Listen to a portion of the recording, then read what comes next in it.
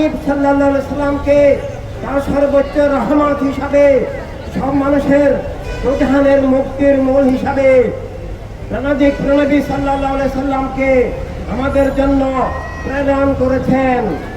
প্রণবী আমাদেরকে মিথ্যা থেকে আত্মার মুক্তির জন্য এবং খুন জুলুম অবিচার থেকে, খুন জুলুম অবিচারের ধারা, সকল স্বৈরদস্যুতা থেকে, একক গোষ্ঠীর রাষ্ট্র ব্যবস্থার হিংস্রতা পাশবতা থেকে বাঁচার জন্য দান করেছেন খেলাফতে ইনসানিয়াত, মানবতার রাষ্ট্র, মানবতার দুনিয়া, যার মূল উৎস কলেমার চেতনা, অর্থাৎ জীবন সকল বস্তুর ঊর্ধ্বে, জীবন ভাষা গোত্র দেশ রাষ্ট্র লিঙ্গ বর্ণ সকল বস্তুর ঊর্ধ্বে জীবনের সত্যের পরিচয়।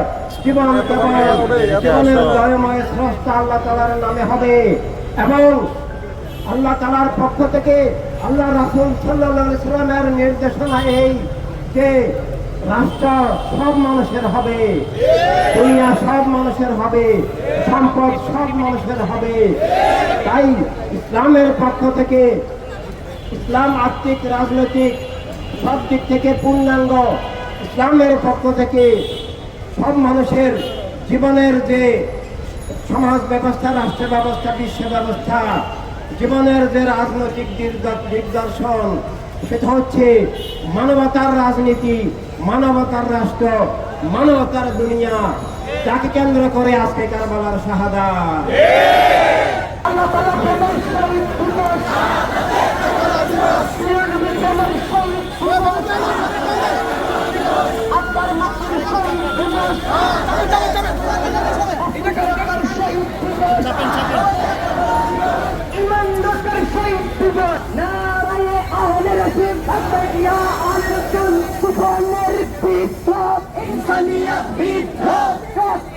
আন্দোলন মানুষ পাই পাই মানবতার দুনিয়া চাই, সব মানুষ পাই পাই, সব মানুষ এক মানুষ।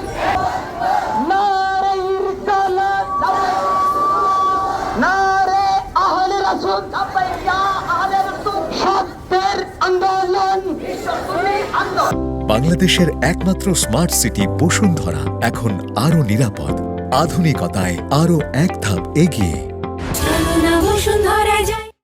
শহীদ দিবস